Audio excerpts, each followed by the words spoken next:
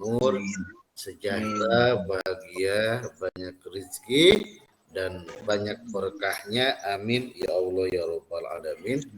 Amin. Marilah sama-sama kita panjatkan kehadirat Allah yang Maha Ghafur. Sholawat dan salam marilah sama-sama kita curahkan kepada junjungan kita baginda Rasulullah Shallallahu Alaihi Wasallam. Sholawat dan salam ini terus mengalir kepada keluarganya, kepada para sahabatnya, kepada para tabiin, atba'ut tabiin, dan sampai kepada kita semua selaku umatnya ila yaumil qiyamah. Amin ya Allah ya Rabbal alamin. Amin. Baik, A34 ya, secara tatap maya ya. Kita baru pertama ini bisa tatap maya langsung. Secara kuliah kita sudah pertemuan ke-6, alhamdulillah ya. Di kewajiban Bapak itu hanya 4 tatap maya ya, online hanya 4 kewajiban, ini yang pertama. Baik, kita mulai saja. Kita hadurah dulu. Bismillahirrahmanirrahim. Kita hadurah ila hadratin Nabi Mustafa Rasulullah sallallahu alaihi wasallam. Malaikatul muqarrabin wa likulli ashabihi wal qarabati wa tabi'ina wa tabi'ihim bi ihsanin ila yaumiddin. Salillahi lahumul Fatihah. Bismillahirrahmanirrahim. Alhamdulillahi rabbil alamin. Arrahmanirrahim.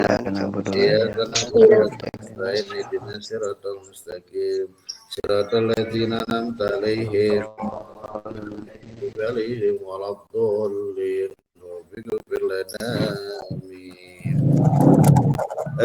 Baik, sebentar ya kita perkenalan. Tak kenal maka tak sayang maka cinta. Ya. Dari mana datangnya koran kalau bukan datangnya teman, kalau bukan dari perkenalan.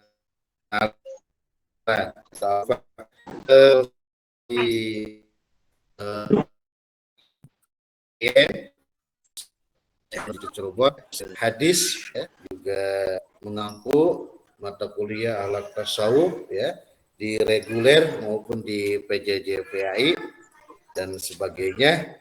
Bapak S1 S2 di UIN Syarif Hidayatullah Jakarta. Kemudian asli tinggal di Majalengka ya, Jawa Barat. Tinggal di Majalengka, Jawa Barat. Dulu sekolah mondok di Pasung, Tasikmalaya. Barangkali ada orang Tasik di sini, ya. Itu saja. Yang paling jauh dari mana ini? Lombok. Lombok. Paling jauh dari mana? Lombok. Ada yang dari Papua? Ya, dari Aceh. Lomboknya jadi Papua. Dari Kalimantan. Ada juga dari Banten ada, Pak. Dari Banten. Pak Muhammad Yusuf Effendi dari mana? Sebentar kita kenalan.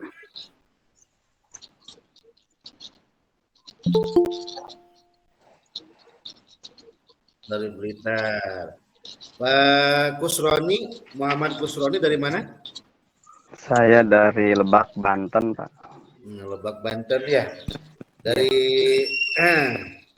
apa namanya itu, punya saudara. Alah, lupa ya. Serang di mana, Pak? Banten. Sari-Sari apa namanya, kecamatan Sari itu? Banjarsari ya. Lupa ya. Nah, ada keluarga di sana. Teh Umi Fadila dari mana? Ya, dari Pasuruan. Pasuruan ya. Teh Ismi, Ibu Ismi dari mana? Dari Jakarta, Pak, tapi aslinya Jakarta. Cianjur. Pak Hasan Agus dari mana? Saya dari Yogyakarta, Pak. Dari mana? Jakarta. Dari Jogja. Iya, Pak. Oke. Ya. Bapak Daud, Bapak Muhammad Daud dari mana? Melawah. Pontianak. Dari mana? Pontianak. Mempawah Pontianak. Sih, enak pakai. Jelas ya. Mempawah. Oke, terakhir Bapak Dayak bingung dari mana?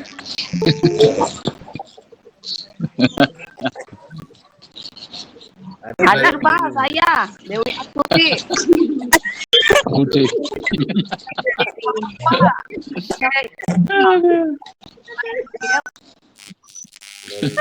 Dengaran nggak Pak suaranya? Dari mana ya? Dengar, Bapak Pak, Dayak dengar. bingung? Atau Ibu? Saya Dewi Astuti Pak.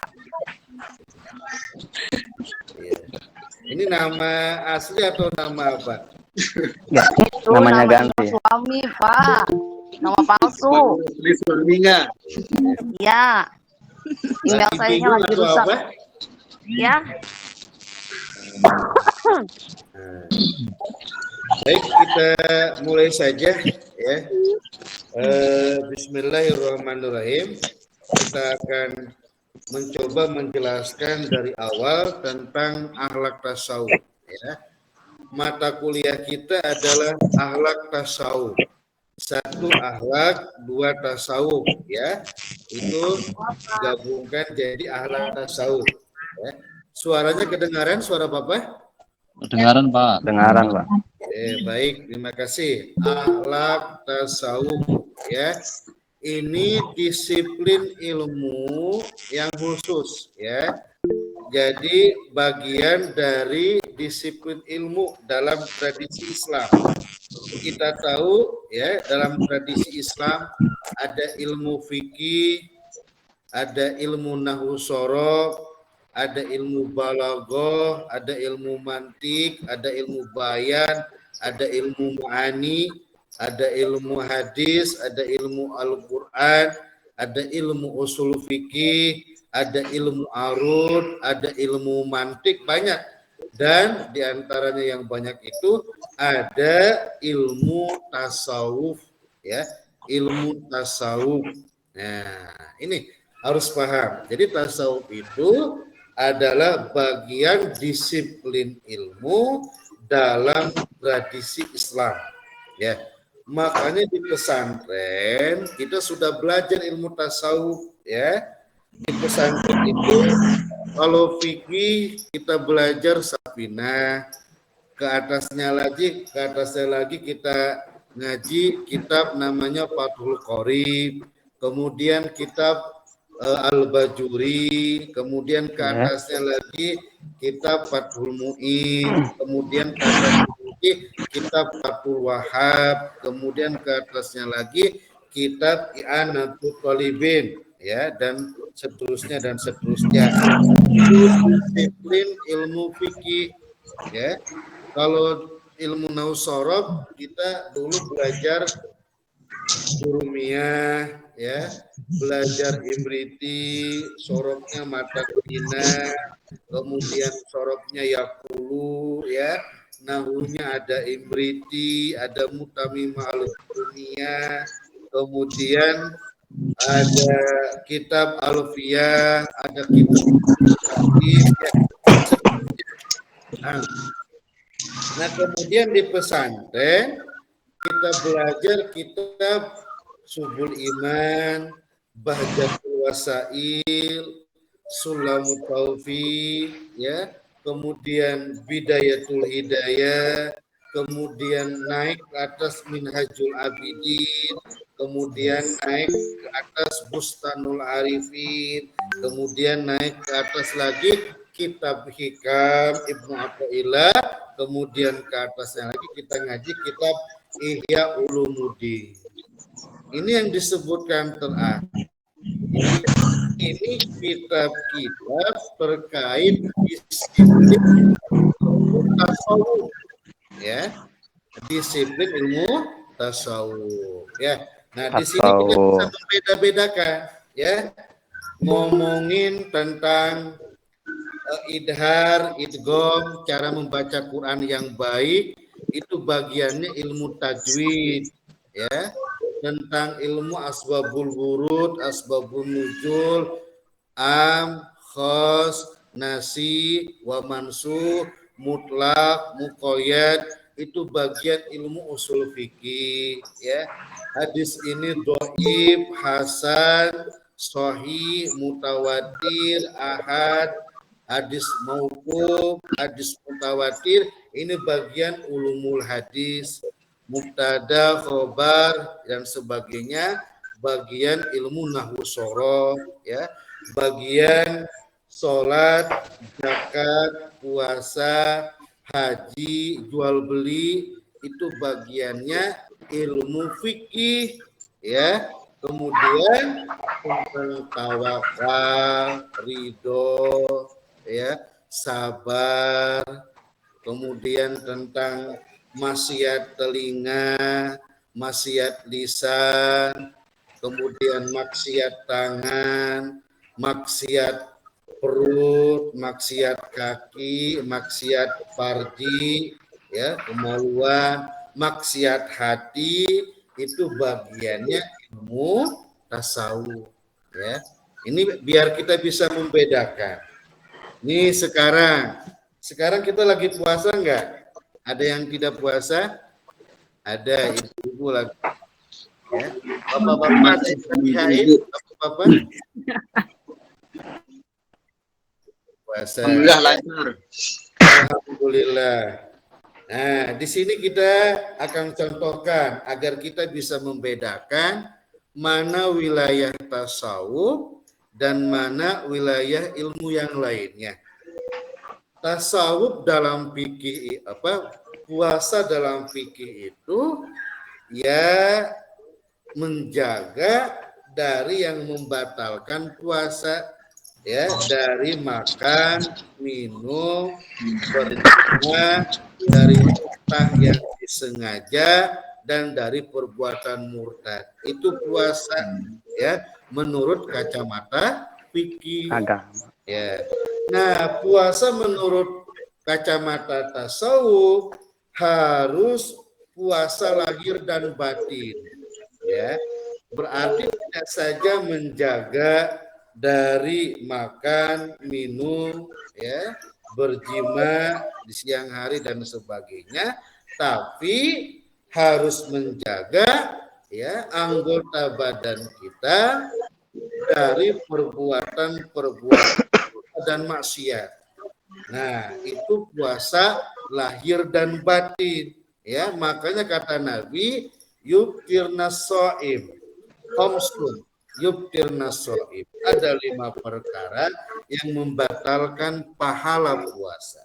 Puasanya tidak batal tapi pahalanya batal. Yang pertama al-kadibu, bohong, ya. Orang lagi puasa bohong, pahalanya bisa dikurangi bahkan bisa batal pahalanya. Wal ghibatu, ghibah, ya, ngomongin orang, ya. Wan namimah, dan namimah mengadu domba. Wan nadu bisahwatin, ya, nanti siang kita belanja ke pasar, lihat yang seksi-seksi, lihat bajunya yang ketat, membazir, kita liatin terus, ya, muncul syahwat, wah, itu pahala kita nurun, ya, pahala kita berkurang, bisa jadi batal, ya. Kemudian wal yaminul kadhibah, sumpah palsu. Kita lagi jualan, kita lagi dagang, sumpahnya sumpah bohong, sumpahnya sumpah palsu, oh berarti pahala kita batal puasanya. Puasanya tidak batal, tapi pahalanya bisa batal. Itu puasa dohiron wa batinan, puasa lahir batin, puasa dalam dimensi tasawuf, bukan hanya dalam dimensi fikih, karena dalam dimensi fikih hanya menjaga makan dan minum.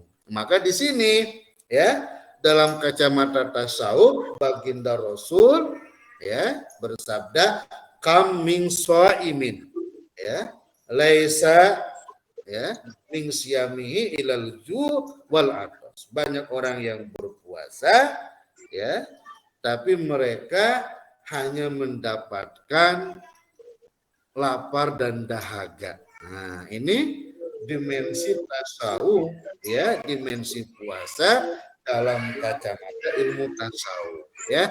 Nah, teman-teman sudah bisa membedakan, ya, mana wilayah fikih, wilayah tasawuf, ya. Karena kalau wilayah fikih yang ngomongin kita sholat itu ya harus wudhu, ya. Kalau nggak wudhu nggak sah sholatnya. Harus suci dari najis, ya. Baik itu pakaian, ya, baik dalam anggota badan maupun dalam tempat harus suci, ya, harus suci dan sebagainya. Yang kita pelajari syarat sahnya, syarat wajibnya, rukun-rukunnya dan sebagainya. Itu wilayah fikih, ya. Nah, wilayah tasawuf itu lebih jauh lagi, ya. Kenapa kita sholat itu harus wudu, ya? Wudu itu mensucikan agar kita suci. Berarti kalau orang kentut, ya, kalau orang batal berarti batal. Bahasanya kotor. Dia harus suci, harus wudu karena dia akan menyembah berhadapan dengan Allah Subhanahu wa taala. Maka dia harus wudu. Itu dimensi fikih. Dimensi tasawufnya adalah Allah itu maha suci, Allah itu maha bersih, ya. Allah hanya bisa didekati, bisa disembah oleh orang-orang yang suci, oleh orang-orang yang bersih. Orang yang junub, ya, dia harus mandi besar dulu, ya, agar suci, ya. Makanya orang yang wudu, orang yang sholat harus bersih, harus suci dari najis kecil, dari hadas kecil dan hadas besar. Bahasa tasawufnya untuk sampai kepada Allah, untuk sampai usul menghadap Allah, beribadah kepada Allah, maka seorang hamba itu harus suci lahir dan batin. Ya, ini kita bisa membedakan mana wilayah fikih, ulumul hadis, ulumul Quran dan sebagainya, dan mana wilayah tasawuf, ya. Baik, kita akan mencoba menjelaskan, ya. Ada apa namanya? Nah, ada PowerPoint, Bapak bikin PowerPoint, ya. Mudah-mudahan kita bisa langsung paham, ya. Sudah jelas? Sudah bisa dibaca? Proses, ya. Nah, itu. Sudah, Pak.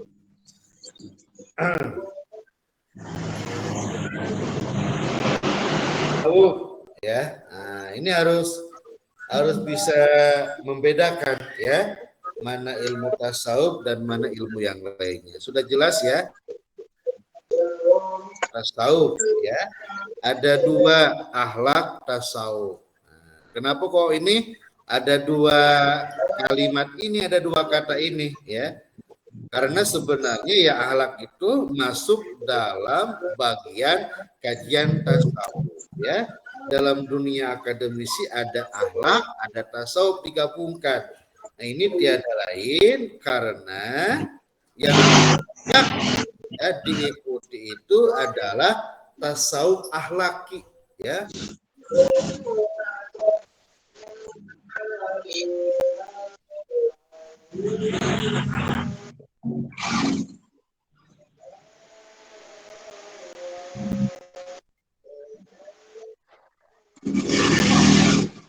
Nah, jadi di dunia akademisi ini ada tambahan nama jadi akhlak tasawuf, ya. Nah, apa pengertiannya ini, ya? Jadi akhlak itu ya perangai, tabiat, agama itu akhlak, ya. Akhlaknya dia itu baik, ya. Perangainya itu baik, tabiatnya itu baik, itu namanya akhlak, ya. Dalam bahasa kita ya budi pekerti, watak, etika. Etikanya adiluhum, ya. Wataknya akhlakul karimah, budi pekertinya indah sekali. Nah, itu akhlak ya. Nah, oke, ini kata Imam Ghazali ya, sang hujah Islam, pengarang kitab Ihya Ulumuddin ya. Ini kata beliau ya, akhlak itu adalah ya daya kekuatan, sifat yang mendorong perbuatan spontan ya, tanpa memerlukan pertimbangan pikiran. Jadi sifat ya, karakter, kekuatan yang telah tertanam di dalam jiwa dan sifatnya spontan, begitu ya. Orang kita ini ya ketemu sama mertua di jalan, kita sedang duduk langsung berdiri ya, langsung cium tangan, langsung mengucapkan salam dan menyapa ya, Bapak sehat, Ibu sehat. Nah, itu namanya akhlak ya, kata Imam Ghazali, yang lahir tertanam dan secara spontanitas, tidak perlu pemikiran yang matang ya, tidak perlu berpikir ini baik atau buruk dan sebagainya, sudah langsung spontan. Di jalan ya, Ibu Ayu Lestari ketemu dengan mertua, langsung berdiri ya, mengucapkan salam, cium tangan, kemudian menanyakan kabar. Ini namanya akhlak. Nah, kemudian si A ketemu mertua di jalan, dia langsung pura-pura tidak melihat dan langsung pergi. Wah, ini yang akhlaknya buruk ya. Nah, ini yang akhlaknya buruk. Ketemu mertua langsung pergi, langsung sembunyi ya. Nah, jadi karakternya kata Imam Ghazali, akhlak itu yang sifatnya spontanitas ya. Ketemu sama orang salaman ya. Apalagi kata Nabi, barang siapa yang bersalaman maka dosa-dosanya langsung diampuni ya. Ini kita Pak Hasan Agus ya, Ibu Umi Fadilah, Pak Ahmad ya, Pak Muhammad Yusuf. Nanti kita tarawehan ya, kita datang masuk ke masjid, kita salaman langsung ya. Oh, banyak fadilah yang menyebut tentang salaman. Itu berarti akhlak ya, yang sifatnya spontanitas. Kita masuk di dalam, sudah banyak orang yang mau melakukan tarawih seperti kita langsung salaman dan sebagainya. Itu adalah akhlak ya. Nah, baik, itu kata Imam Al-Ghazali ya. Jadi kata Imam Al-Ghazali, orang tua itu ada 3, bapak-bapak ya, bukan 1 orang tua itu. Kata Imam Al-Ghazali dalam kitab Ihya Ulumuddin, orang tua itu ada 3. Ibu kita itu ada 3, bapak kita itu ada 3. Bahasanya orang tua kita itu ada 3, bukan 1. 1, orang tua yang melahirkan kita ya, itu adalah orang tua yang pertama. Kemudian yang kedua, orang tua yang mendidik dan memberikan kita ilmu. Para ustadz, para kiai, para ajengan, itu orang tua kita. Kita nggak bisa baca Quran, nggak kenal alif-alifan, jadi kita bisa baca Quran ya. Kita bisa bacaan sholat ya, kita bisa niat, bisa doa ruku, doa iktidal, bisa tahiyat awal, tahiyat akhir, paham akan agama, hafal sifat-sifat yang wajib bagi Allah ya. Sejak kecil kita diajarin ngaji, alif fathah ten an, alif kasroh ten in, alif domah ten un, an in un ya. Ba fathah ten ban, ba kasroh ten bin, ba domah ten bun, ban bin bun. Akhirnya kita bisa ngaji, bisa tahu idhar, idgham, bisa ikhfa, bisa surat seperti ini. Itu siapa yang ngajarin kita? Dia adalah orang tua kita. Ini kata Imam Al-Ghazali. Kemudian yang ketiga, orang tua kita adalah orang yang memberikan kita pasangan hidup. Ya, berarti mereka adalah mertua kita. Nah, jadi semuanya ini tidak boleh dibeda-bedakan. Harus dimuliakan, harus diagungkan, harus dihormati karena semuanya adalah orang tua kita. Maka mereka adalah sumber doa, sumber inspirasi kita, sumber kebahagiaan kita, dan sapu jagat kita. Maka barang siapa ya ingin bahagia hidupnya, ya minta doa sama orang tua, minta didoakan. Ya. Maka barang siapa yang rezekinya ingin lancar, usahanya ingin sukses, maka doakan orang tua, ya. Berbuat baik, birrul walidain kepada orang tua, bukan sebaliknya. Makanya baginda Rasul pernah didatangi oleh seorang sahabat, dia berkata, ya Rasulullah, rezekiku sulit, ya, rezekiku mepet, ya, rezekiku susah sekali. Kata Rasul, kamu setiap badak sholat jangan pernah melupakan untuk mendoakan orang tuamu, karena itu adalah kunci rezeki kita. Nah, jadi di sini ya berbuat baik ya menjadi sumber kebahagiaan kita. Berbuat baik kepada orang tua adalah sumber kebahagiaan hidup kita, ya. Makanya kalau kita sebelum berziarah kepada orang lain, kepada para wali, kepada orang-orang soleh, jangan lupa berziarah dulu ke makam ibu orang tua kita, ya. Nah, ini kata Imam Al-Ghazali, kembali orang tua kita ada 3, ya.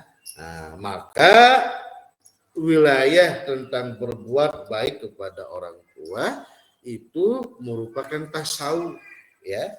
Maka barang siapa yang berbuat baik, ya, tanpa pemikiran yang matang, ya, ada rezeki orang tua dikasih, itu namanya akhlak, tertanam dengan jiwa, sifatnya spontan. Nah, itu ya biar kita bisa paham, ya. Di situ prolog, ya. Nah, kemudian ya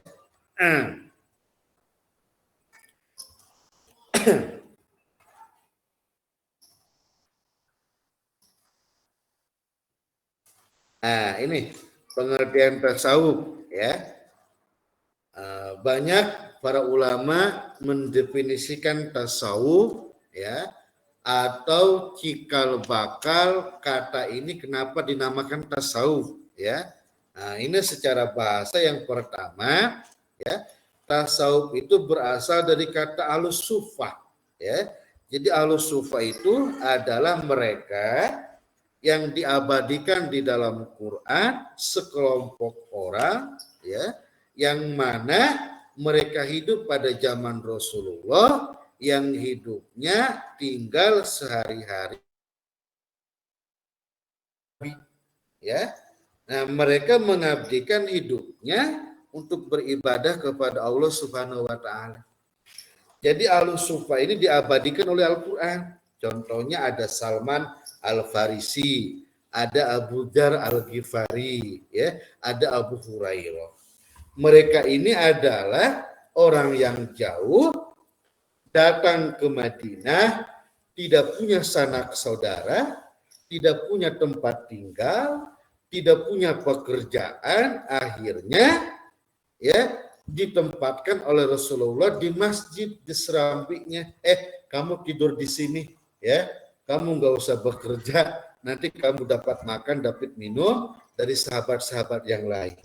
Nah, jadi ini pekerjaannya ibadah.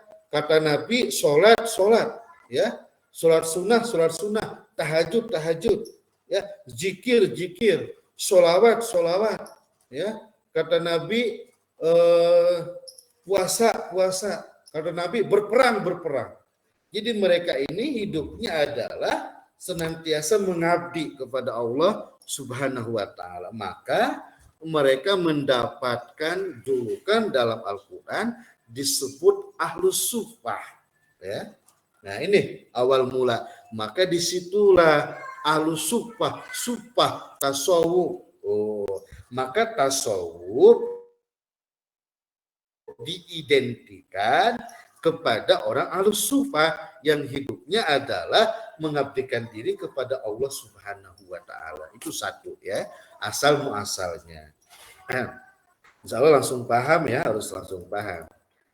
Yang kedua, ini berasal dari kata sofa, tasawuf, sopa, tasawuf ya.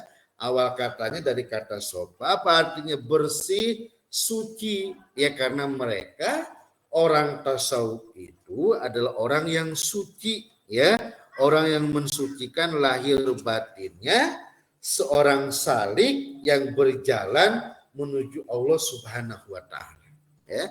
Jadi kalau orang kotor ya sulit bagaimana mau beribadah kepada Allah, bagaimana mau mendekat kepada Allah.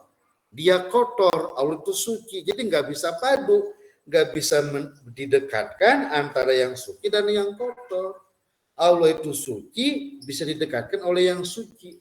Allah itu bersih, bisa didekati oleh yang bersih. Maka kita kalau habis berhubungan badan, ini bahasan Agus ya, kalau siang hari kita nggak boleh, harus tahan, jangan sampai berjima ya.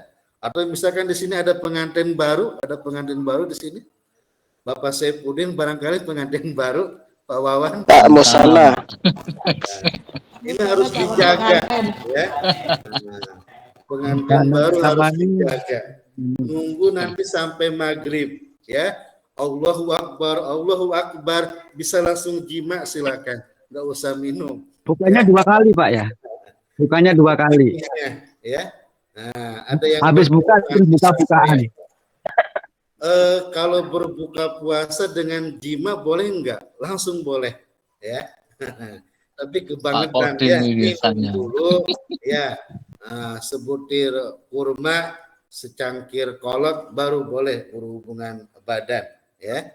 Nah, artinya habis berhubungan badan ya, kalau kita malam hari bahasanya ya, kita kan nggak boleh langsung sholat tahajud, langsung sholat sunnah nggak boleh. Pergi ke masjid kita nggak boleh, harus mandi wajib dulu ya. Nah, berarti orang yang kotor nggak boleh mendekat sama Gusti Allah, harus suci dulu ya. Orang yang suci baru boleh mendekat kepada Allah Subhanahu wa taala ya. Nah, ini ya, hati-hati ini siang-siang ibu-ibu jangan pakaian seksi ya, kelihatan pahanya, bapak-bapak langsung pengen. Ini kan kisahnya sahabat Nabi ya. Ya Rasul, saya gak kuat katanya ya. Dalam bahasa kita, lihat istrinya dia langsung berhubungan badan, akhirnya apa? Wah ya, harus kifarat dan puasa 2 bulan berturut-turut ya. Nah, intinya kembali, orang yang kotor tidak boleh mendekat kepada Allah. Ya, ini yang kedua, definisi yang kedua ya. Nah, kemudian yang ketiga ya. Nah, tasawuf itu berasal dari kata sof. Apa artinya? Orang-orang yang ketika sholat itu selalu berada di sof paling depan ini. Nah, bapak-bapak ini kritik bagi saya ya, bagi kita. Bapak-bapak, kalau kita pergi ke masjid, kalau kita ke mushola, diusahakan ini kita harus sop yang paling depan ya, karena di situ adalah sumber keutamaan. Kemarin kita ke masjid ya, kalau tiba-tiba datang masih kosong, kita duduk paling belakang. Nah, ini kita orang yang belum bisa mengambil fadilah keutamaan ya. Tapi kalau kita ini Bapak Hanif langsung datang ke masjid, langsung nyari sop paling awal, nah, berarti orang yang sudah bisa mencari keutamaan ya, bisa mencari fadilah. Nah, maka di sini awal mula tasawuf ya, ada yang menyebut awal mula tasawuf itu adalah dinisbatkan kepada orang sof ya, barisan yang pertama yang paling depan ketika sholat. Di situ sof ya, sofu sufu fakum, disitulah tasawuf ya. Nah, kemudian yang keempat, Ada juga yang menyebut dari Bani Sufah, ya. Maka di situ tasawuf muncul istilahnya. Ada juga ini yang menyebut berasal dari kata Yunani, saufi, ya, yang artinya kebijaksanaan. Nah, jadi orang yang tasawuf itu, jadi orang tasawuf itu namanya orang sufi, ya. Orang sufi itu, ya, bukan Pak Abdul Aziz sufi itu bukan suka film, ya. Ibu-ibu nih yang suka film Korea, nah, bukan, ya. Sufi itu bukan suka film. Sufi itu adalah orang yang bertasawuf, ya, menuju Allah Subhanahu wa taala, ya. Ini kalau Pak Hasan Agus, ya, zaman kita ini dulu kita nontonnya, jadi kalau kita senang nonton, ya, kita sufi juga, ya. Sufinya suka film. Suka pipi.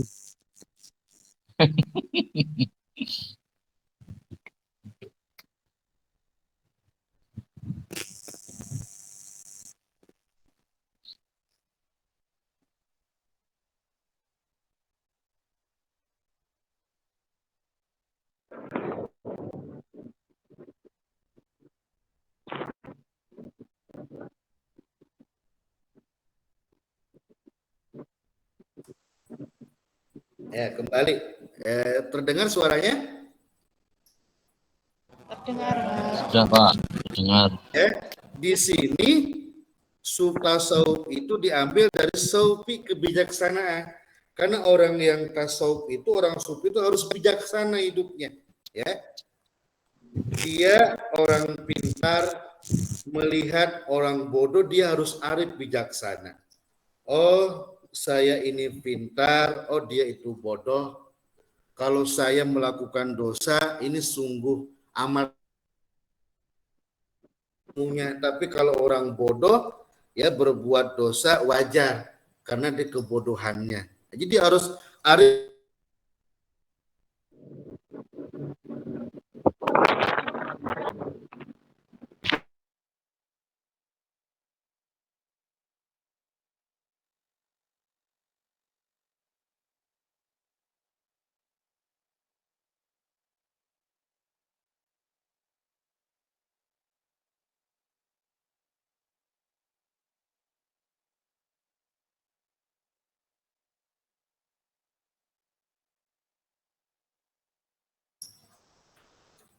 Nah, gangguan ya, sekarang sudah terdengar? Sudah, Sudah, Pak. Sudah dengar. Nah, kemudian kalau kita muda, kita lihat orang yang sudah tua tidak sombong. Wah, saya ini masih muda, masih sedikit pahalanya. Sementara dia sudah tua, berarti sudah banyak pahalanya. Itu begitu. Kalau orang yang arif bijaksana itu seperti itu. Ya, kalau dia bodoh, waduh saya ini, sementara dia seorang alim, maka saya harus memuliakan dia. Begitu. Kalau dianya pintar, dia melihat saya ini pintar, dia orang bodoh. Tapi kalau saya maksiat, wah, saya maksiat karena ilmu saya.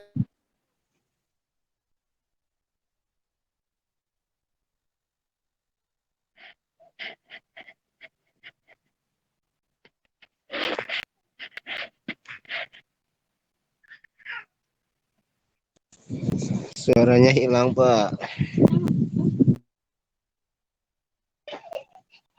Cariin, suaranya hilang, cariin.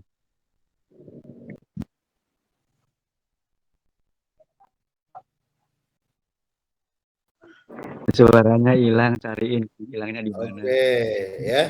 Mudah-mudahan terdengar. Jadi intinya arif bijaksana. Suaranya kurang, Pak. Putus-putus. Ya, Suaranya hilang, Pak. Suaranya babi.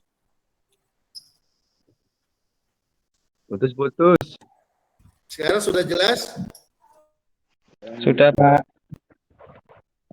Hilang lagi, Pak. Ya. Sudah jelas, Ibu? Sudah jelas ya? Jelas Pak, jelas. Yang hilang ibunya itu. Nah, ini yang keenam ya. Sambil sajalah ada gangguan kali ya. Ini berasal dari kata saufana ya, tasawuf itu sebangsa buah-buahan kecil yang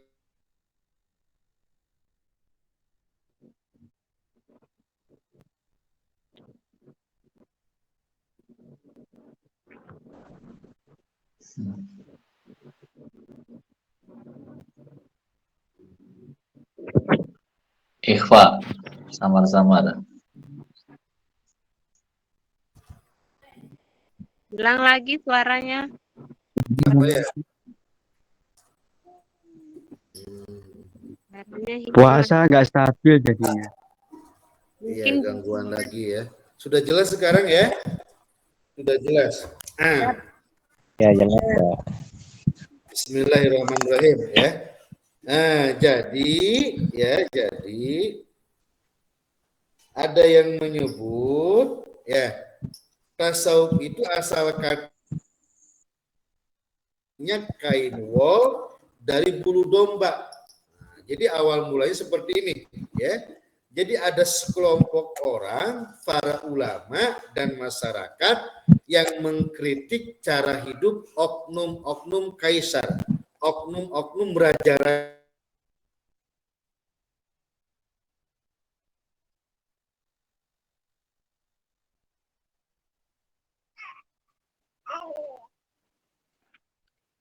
Buat ya korupsi dan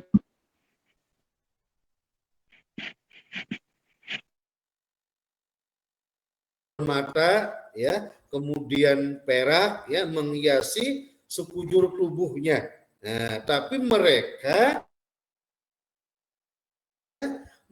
ini banyak melanggar ajaran Allah ya. Disuruh puasa nggak mau ya, disuruh sholat nggak mau, mereka asik dengan duniawinya ya.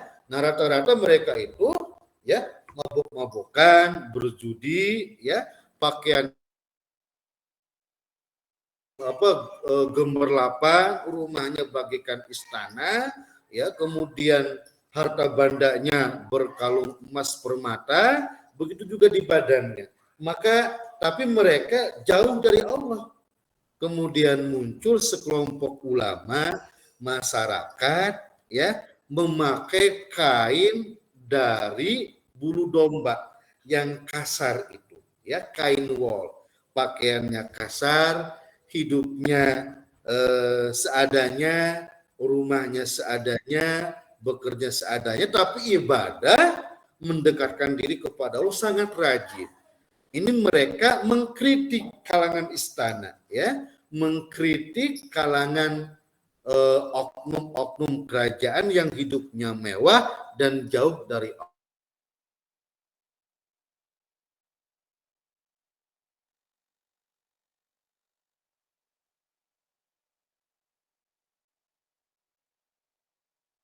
Subhanahu wa ta'ala. Nah, di situ ya langsung paham ya. Ini itu tentang definisi tasawuf ya. Maka ini pengertiannya ya. Ilmu yang mengajarkan kepada manusia untuk mengenal dan mendekatkan diri kepada Allah Subhanahu wa taala atau menghias kita ya dari sifat akhlak yang tercela kepada akhlak yang terpuji. Ya, itu ya. Nah, di sini.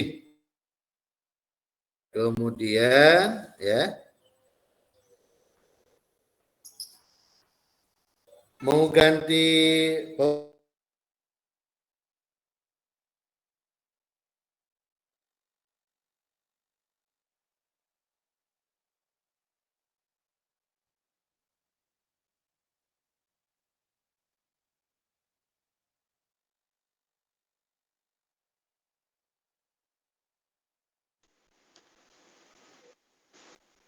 Tidur.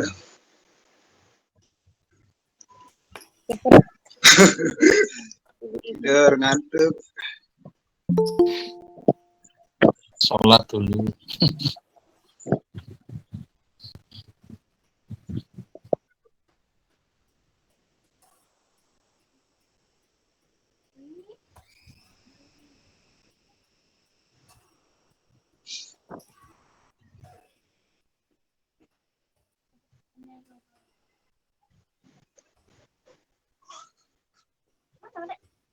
Ibu Dayak sudah gabung ya. Ya, silakan. Hadir. Ada yang bertanya, silakan. Bapak Arjuna, ada yang bertanya? Saya Pak Dosen Ahmad Musanna. Ya, silakan. Silakan. Assalamualaikum warahmatullahi wabarakatuh. Terkait ini Pak Dosen tasawuf ya. Jadi apakah tasawuf itu ada kesamaannya dengan zuhud? Antara zuhud, tasawuf itu sendiri Pak Dosen. Ya. Itu, Apa Pak Dosen. pertanyaannya? Apakah tasawuf dengan zuhud itu ada kesamaannya? Oh, ya.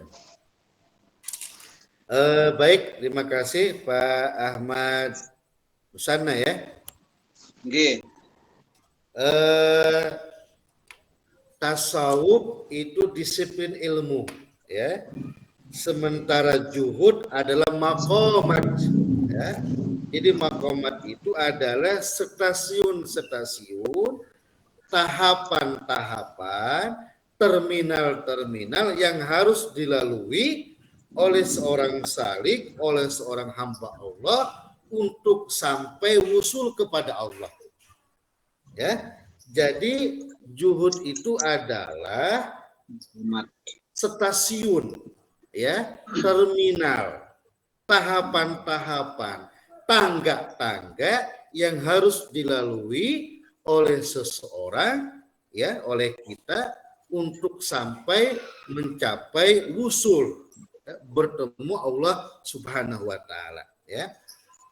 Ada tadi orang Jogja ya. Nah, ini siapa? Pak Ahmad Musanna, umpama orang asli dari mana? Pak Ahmad Musanna. Saya Pak Jogja, Pak. Saya Jogja, Pak. Pak Ahmad Musanna orang Jogja. Orang mana? Lombok Tengah, Nusa Tenggara Barat. Oh, Lombok Tengah ya. Jauh sekali ya.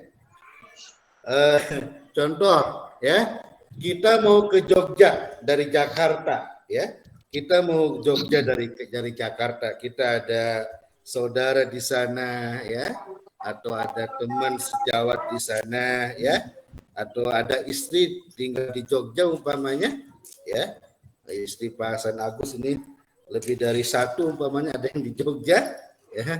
Nah, nggak mungkin kita bisa sampai ke Jogja kalau tidak melewati terminal-terminal ya.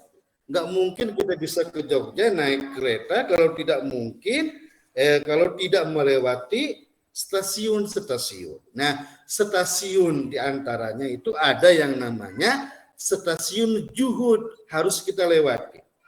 Jadi nanti kita dapat tunjukkan ada stasiun-stasiun yang harus kita lewati. Ada yang pertama itu taubat stasiunnya itu, ya. Kemudian ada sabar, ada ridho, ada tawakal, kemudian ada waro, kemudian ada juhud. Nah, jadi kita nggak mungkin bisa sampai kepada Allah kalau kita nggak juhud, kalau kita nggak melewati stasiun yang namanya juhud. Jadi juhud itu adalah melepaskan ketergantungan hati kita kepada duniawi. Ya. Nah, ini mohon dicatat ya. Jadi juhud itu menghilangkan ketergantungan, keterikatan hati kita kepada duniawi. Ini mohon dicatat. Juhud itu bukan anti duniawi, bukan benci dunia, bukan mencaci maki dunia, bukan. Juhud itu menghilangkan ketergantungan, keterikatan hati kita ya kepada Allah Subhanahu wa taala ya. Itu. Nah, Makasih. kemudian ya contohnya kalau kita lagi di sawah, kalau kita lagi di ladang,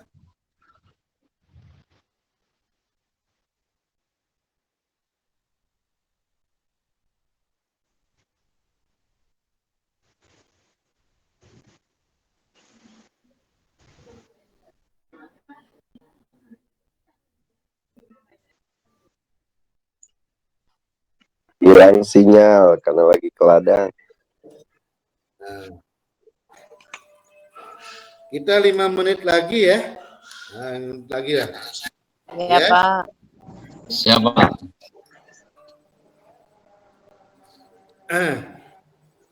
Guru saya ketika seminar, ketika mengajar, suara azan berkumandang.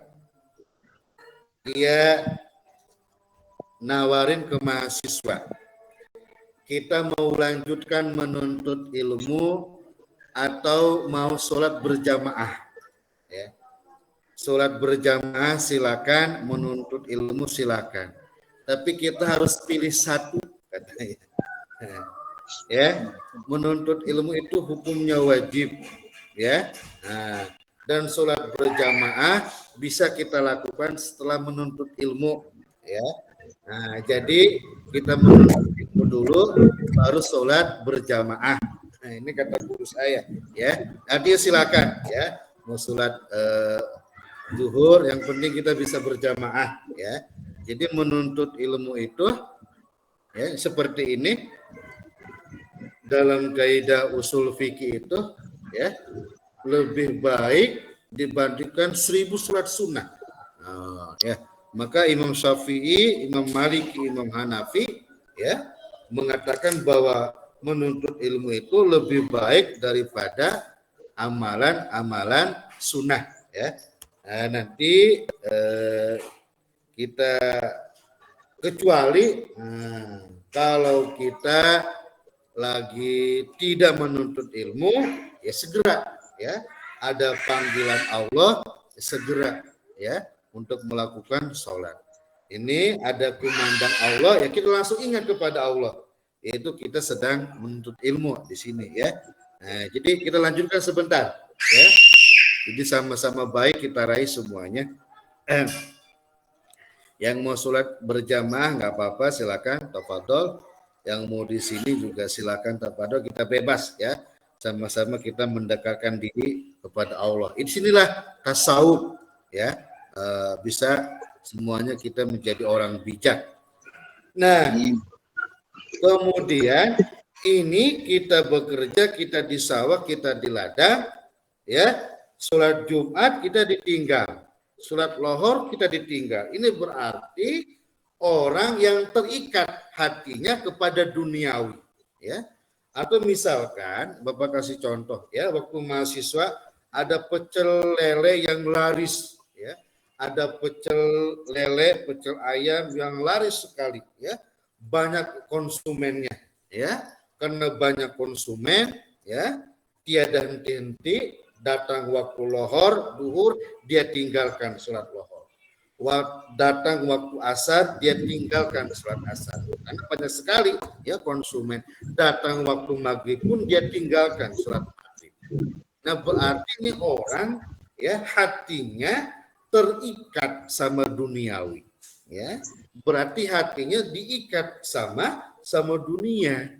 Nah, bahkan di dalam konsep tasawuf, nah, teman-teman akan mendapatkan inilah orang yang sedang disiksa oleh Allah Subhanahu wa taala.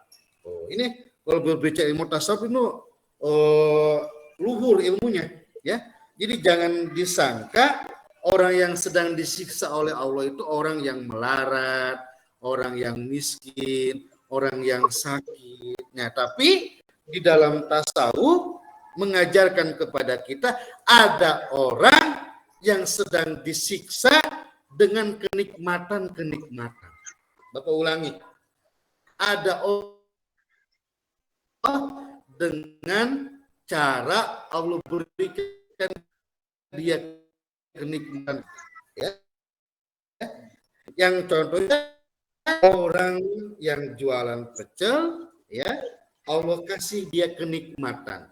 Banyak sekali konsumen berdatangan. Langsung habis pecelnya, ayamnya langsung habis. Untungnya banyak.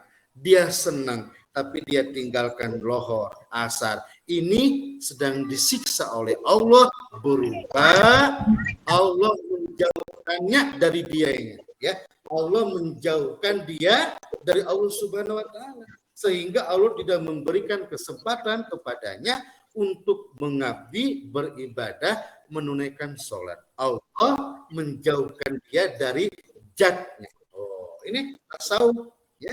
Dia sedang disiksa oleh Allah Subhanahu wa taala. Oh, ya.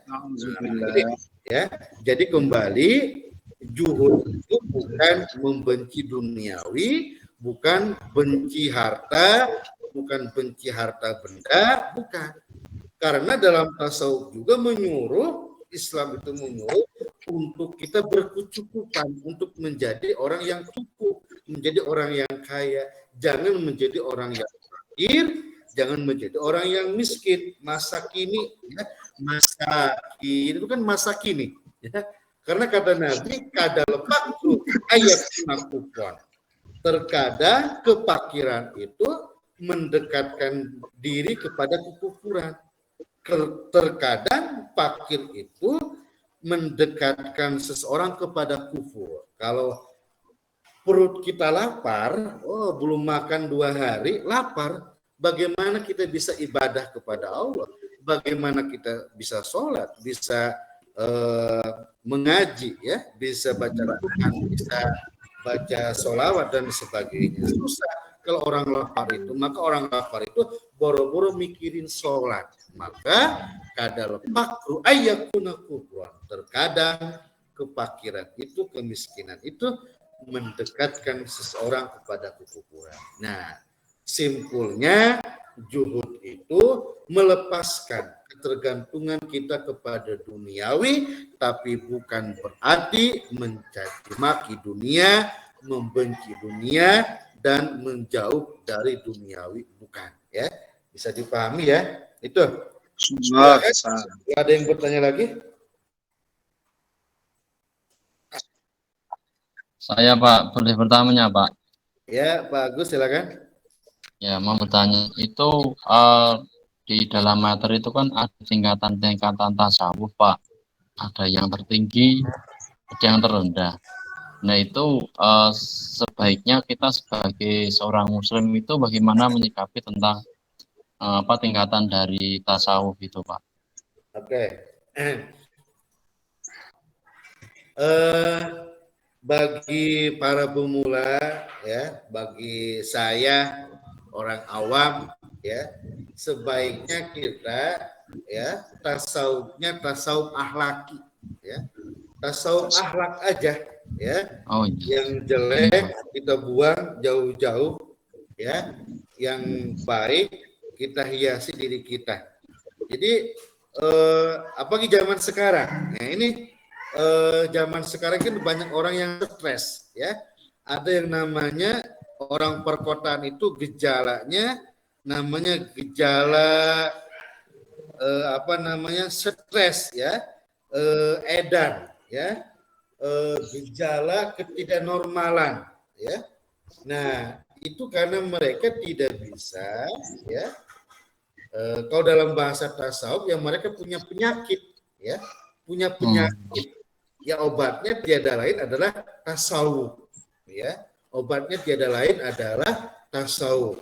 Jadi semuanya itu berasal, ya, dari hati, dari jiwa. Kalau jiwanya baik, ya pikiran kita baik dan anggota kita, badan kita juga baik.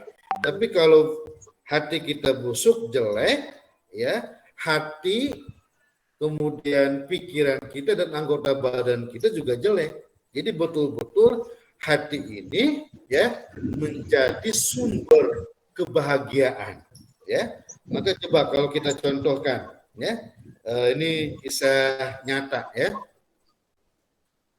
Ada seseorang, ya, sedang hamil, ya.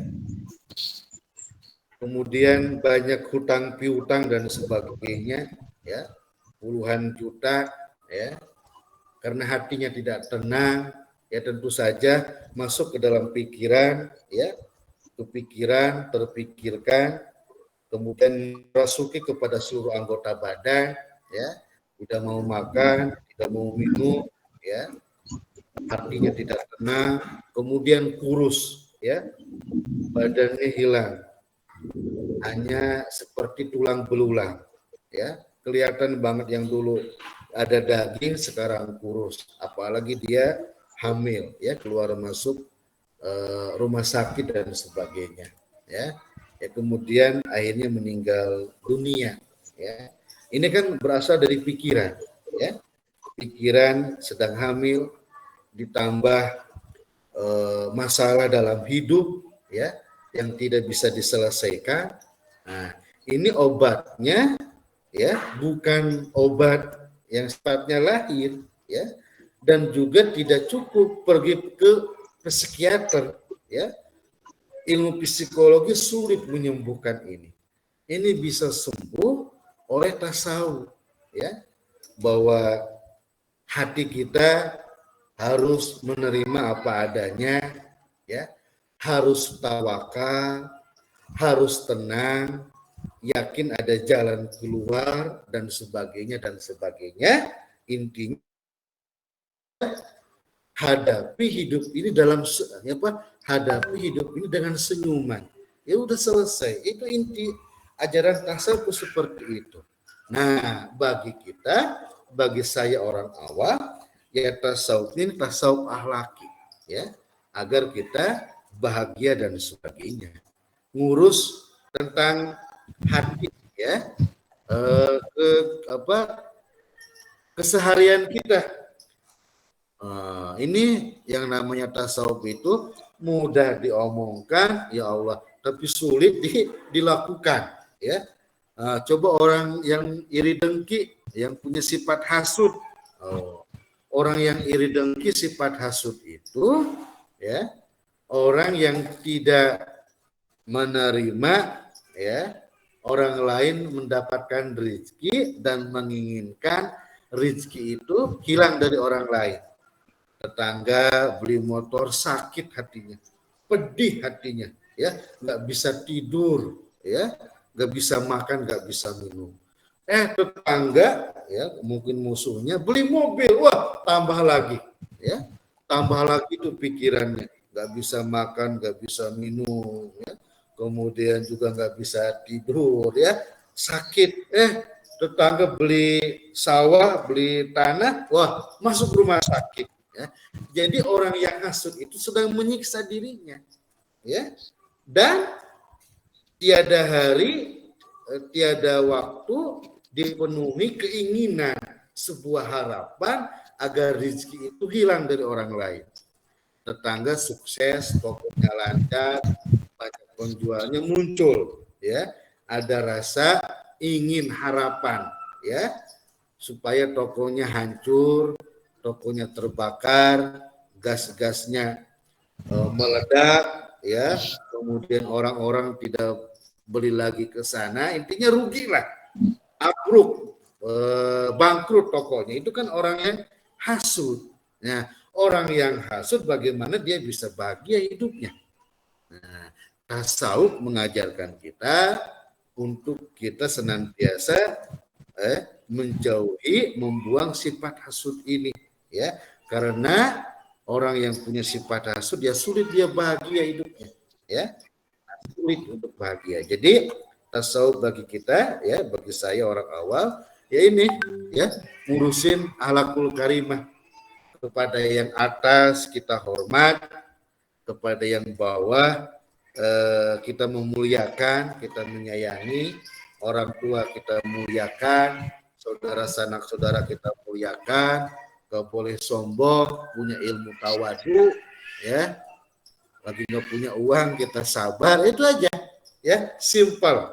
Nah, ini bagian dari wilayahnya tasawuf, ya. Nah, jadi ini pertemuan kita, ya, kita bisa membedakan mana arena fikih, ya, atau disiplin ulumul hadis, ulumul Quran dan sebagainya, karena dengan ilmu tasawuf, ya. Nah, jadi semoga puasa kita ini puasa dohiran wa batinan, ya. Amin.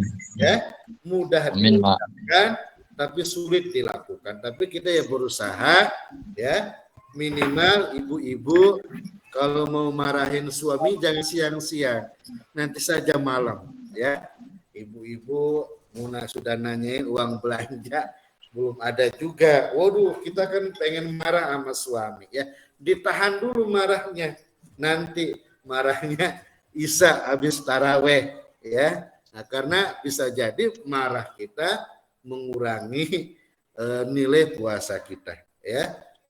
Bohong dijaga, ya, gibah dijaga, namimah dijaga. Ya, ini ikhtiar kita, ya, ikhtiar kita agar kita bisa meningkatkan kualitas puasa kita, ya. Namanya juga ikhtiar, ya, kita berusaha semaksimal mungkin puasa kita bernilai tasawuf, ya, dohiron wa batina. Puasa dohir, puasa batin, menjauhi bohong, menjauhi gibah, menjauhi namimah, menjauhi marah, ya, melihat dengan syahwat dan sumpah palsu, ya. Semoga puasa kita bernilai tasawuf, berkualitas, tidak saja menjadi puasa awam. Amin ya Allah ya Rabbal. Amin ya Rabbal alamin. Kalau yang bisa saya sampaikan, ya, mohon maaf atas segala kekurangannya, atas segala kehilafannya. Kita tawasul, ya, mudah-mudahan dengan kita semua letih, lelah, capek, lapar, dahaga ini, ditambah lagi menuntut ilmu ini, kita lelah, kita capek, kita lapar, kita dahaga. Mudah-mudahan kita tawasul dengan amal soleh ini, rezeki kita ditambah oleh Allah. Amin. Amin. Dilancarkan usaha kita, ya, ditambahkan rezeki kita, kita sehat selalu, panjang umur, bahagia, dan bertambah berkah segalanya, dan kita, doa-doa kita dikabul oleh Allah Subhanahu wa taala. Amin. Amin. Barakatul Fatihah.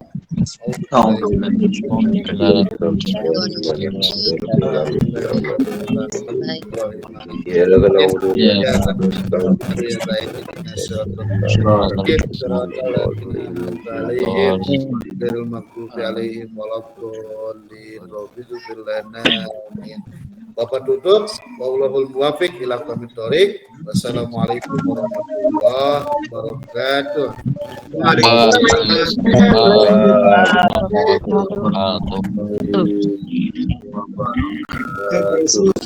Yes.